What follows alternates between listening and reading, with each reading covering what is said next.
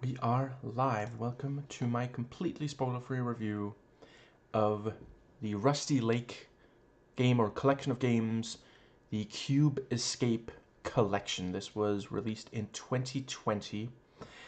So, let's see. I mentioned that there's not going to be spoilers. What was the? Oh, right. The age rating I want to say is M for mature. Let's go with that.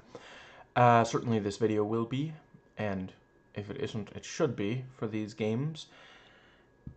Yeah, love these excuse me, I've loved each of the, I'm playing these in the order that the chronological order of when they became available on Steam. So, yeah, I've played all the ones before, leading up to and including, 2020.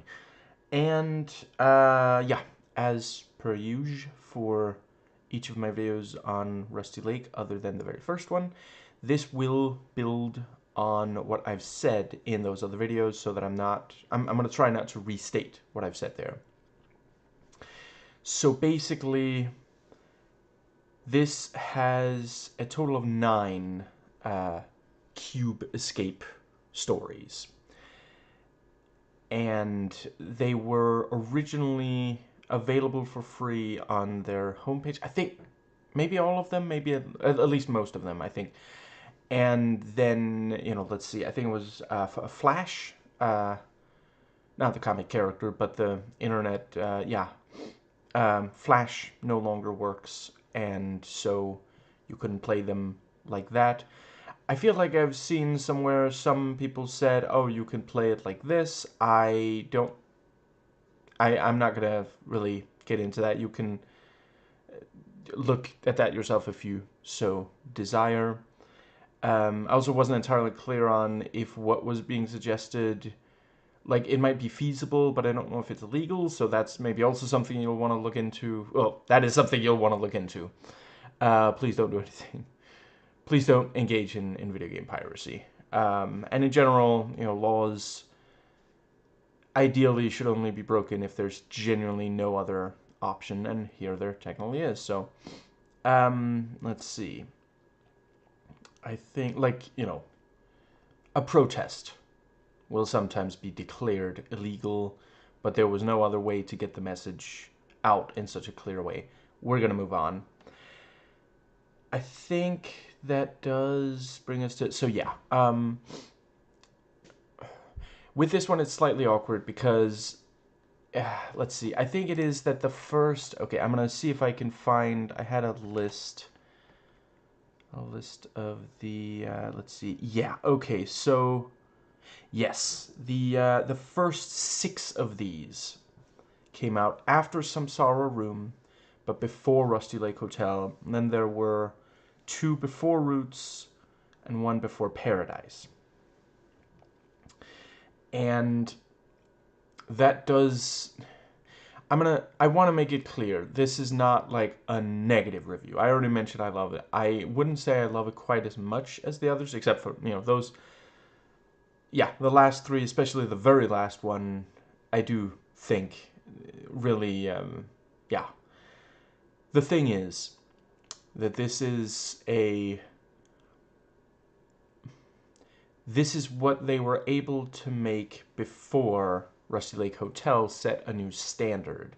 If you are playing these and you haven't started playing yet, I would definitely say to try to make sure... Right, I guess I'll... Is that a... Right, so...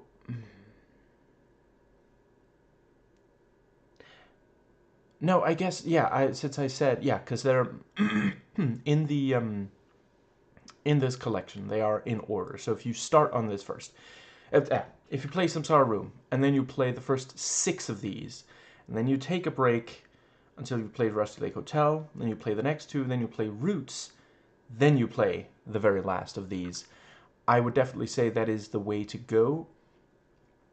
I don't blame them for releasing them like this, and it was interesting as this, seeing where they used to be, now knowing how far they've come. But yeah,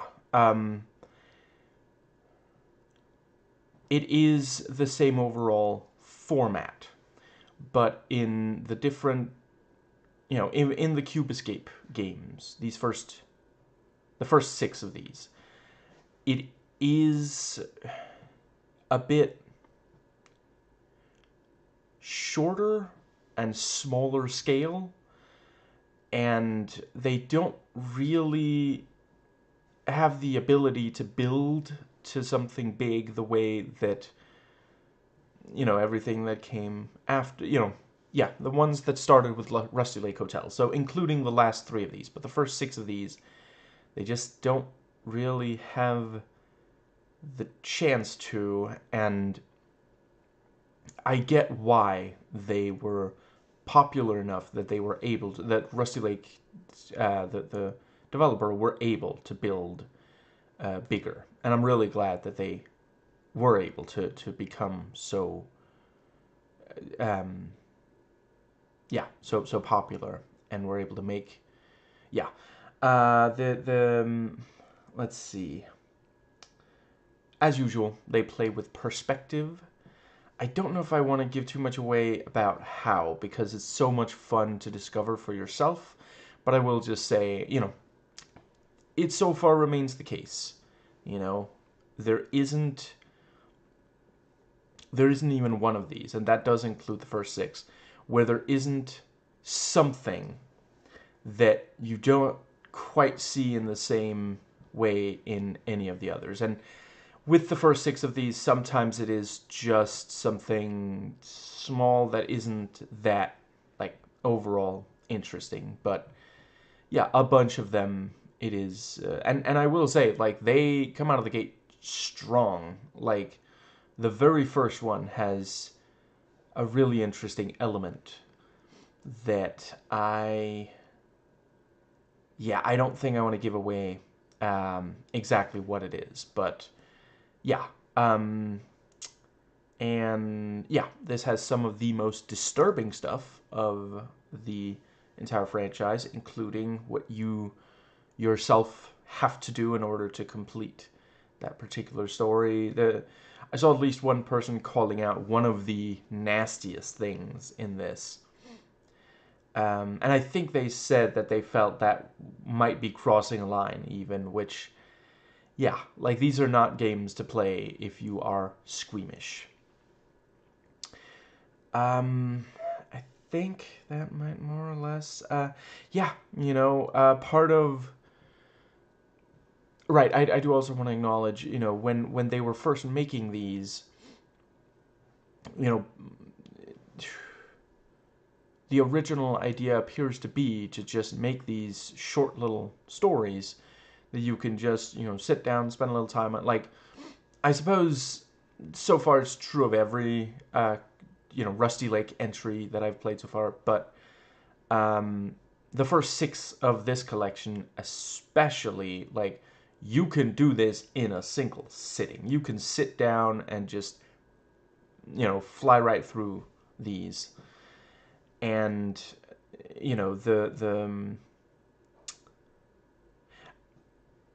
I think an argument could also be made that they were a little more worried that people would quit partway through and not see the whole thing, which is obviously not the desired result when you spend a lot of time developing a game, and that's maybe also part of why the individual ones are so short. They made 6 short ones instead of 2 that were, 3 times as long each. But both, whatever. But the, I won't give away how many there are, but I will definitely say over the course of the 9 that we have here, you play as more than one character. And that is, again, something where, the main ones, because I do think, I think if you combine the first 6, I think you might at least approach the length of Hotel, you know? And one of the things that works so well about Hotel is, yeah, it is gradually building. And with these, I'm starting to repeat myself, but yeah, each of them has something about, like, the lore. I'm not sure I would really go so far as to say each of them has a story, but they all have a concept. There's always something going on. Like, I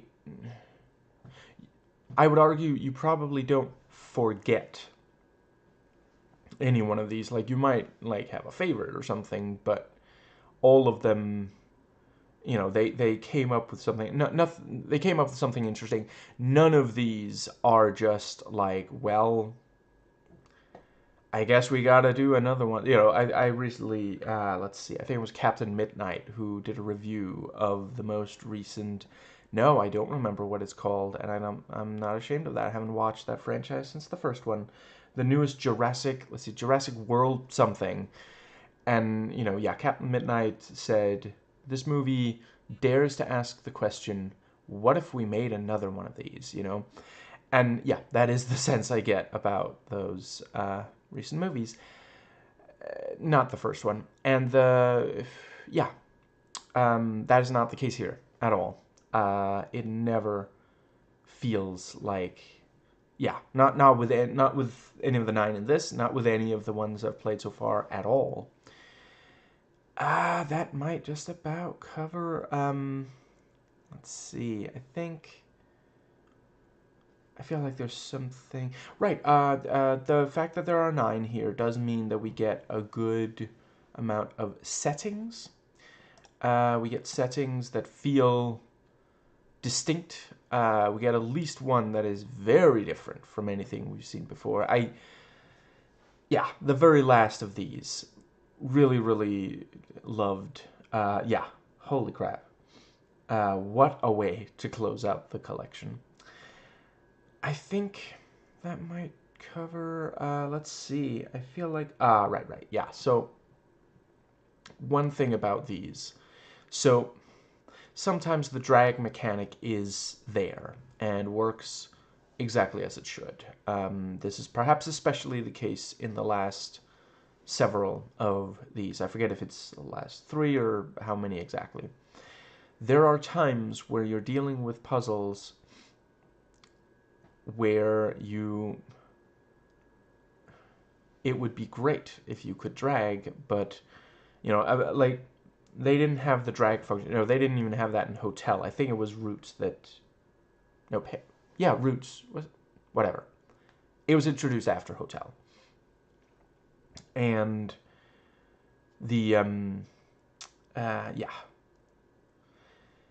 It's something that made stuff like setting clocks, which they do, like, there's some of that here.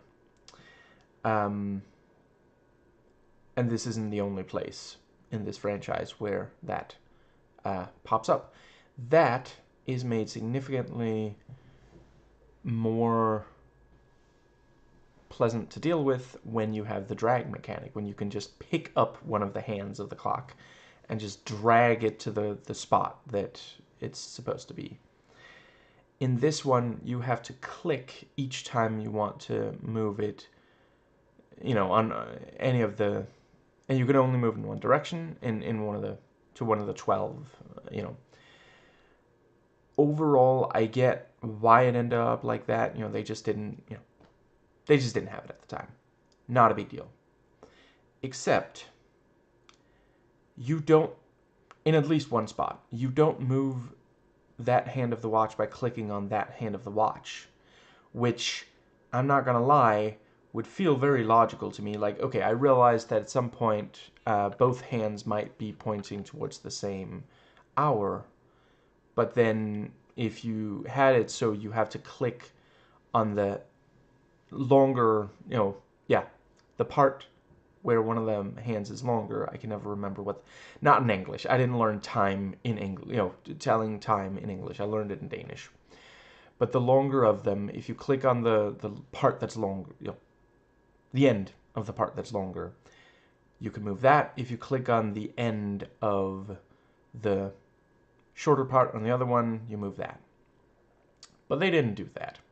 Instead, you have to click on another spot, which again, I wouldn't mind so much, but you can't tell which spot, so you just kind of have to click around on the clock until you find, oh, okay, this is the one that reliably moves this particular clock hand. And I'm telling you all of this not because I feel personally slighted by it, but because I really wish I knew that going in, because I spent a frustrating amount of time trying to get the clocks and not understanding why it didn't work, because I was clicking in a spot that I felt made sense. But let's see, it's basically like slightly to the left of the overall clock face.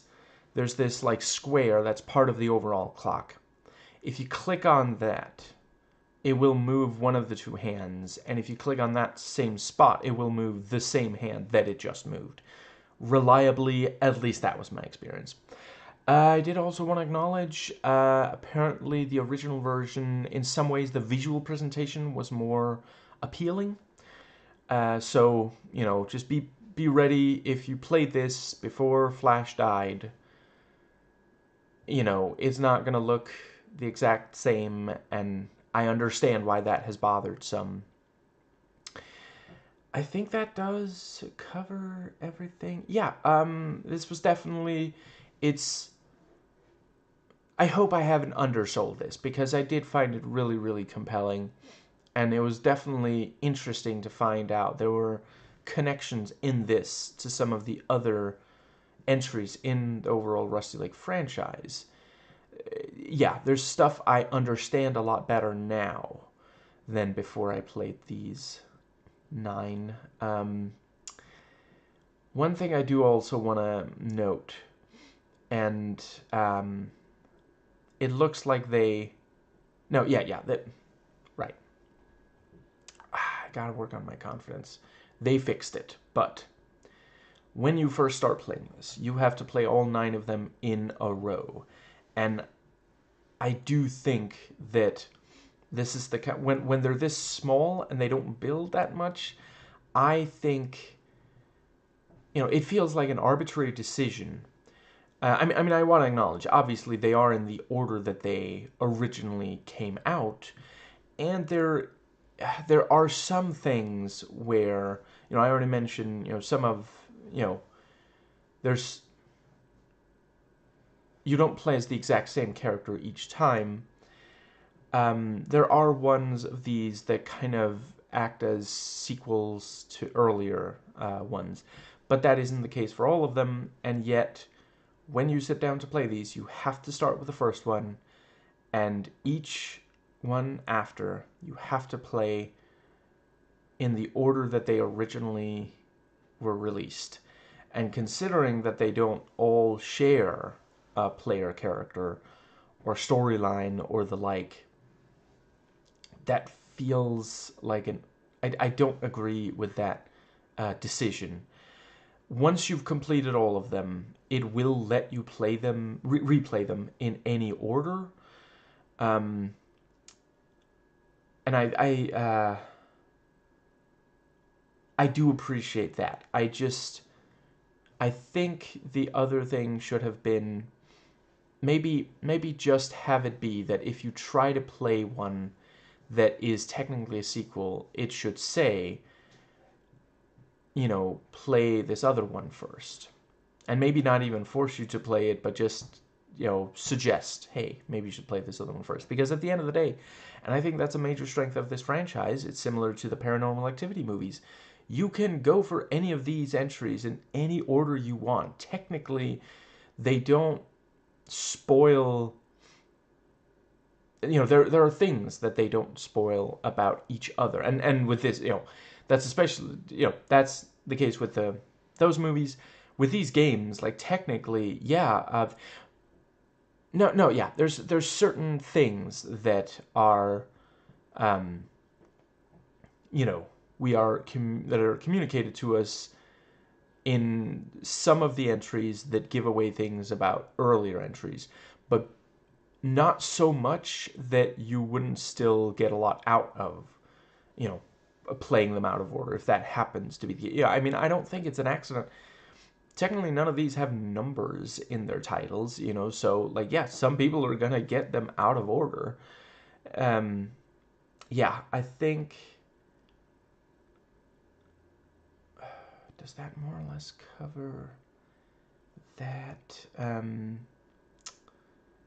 Yeah, I think that might be everything that I had to say for this one.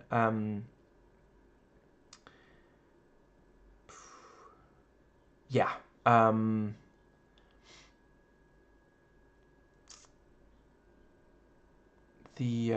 Let's see.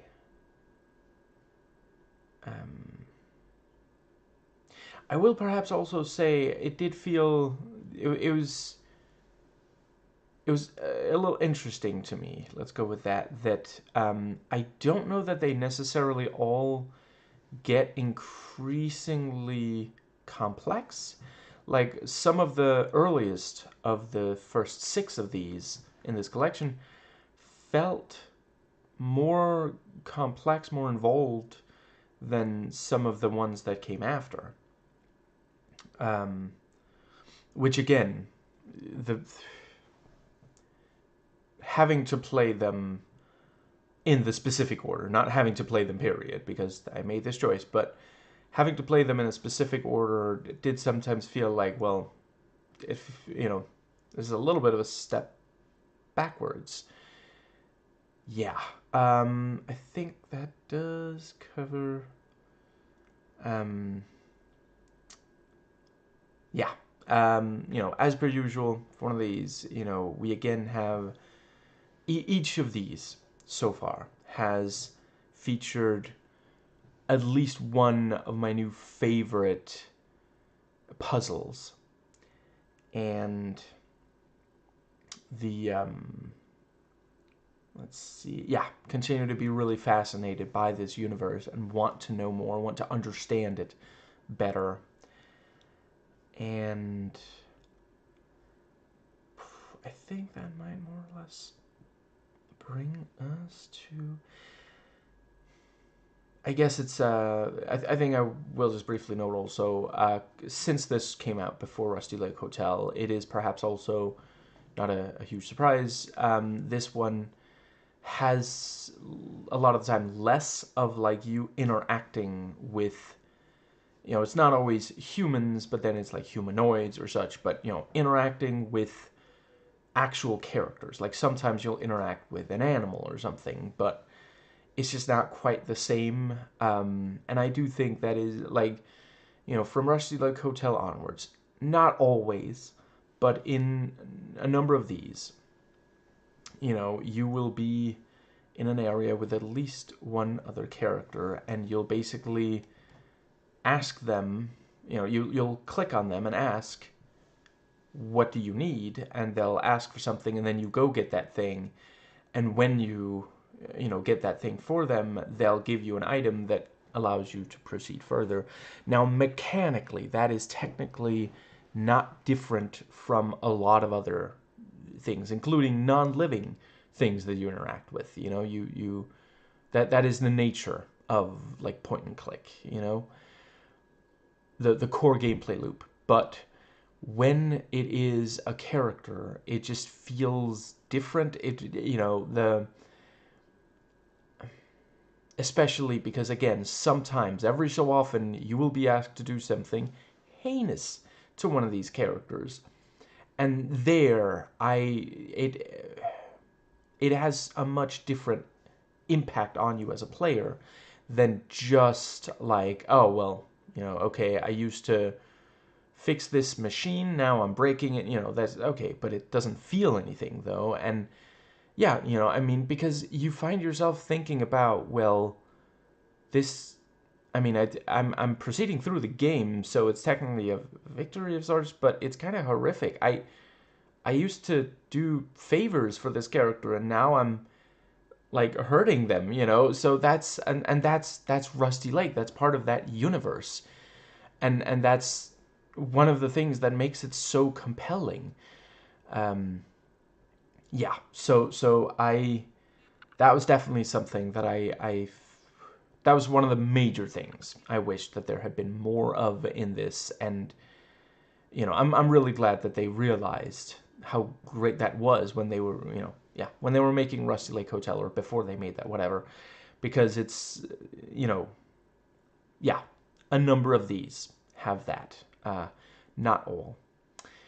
And the ones that don't have it tend to try to make up for it, whereas, you know, the first 6 of these were made at a time when they didn't really think of that as, you know, I suppose you could say it wasn't quite yet as big a part of the Rusty Lake universe at this point. And yeah, um, yeah, I think that covers it. So yeah, I rate this 8 really solid early attempts at Rusty Lake that were ultimately topped once they started making ones that actually were called Rusty Lake, although it's not only the ones that were called Rusty Lake that topped it, out of 10.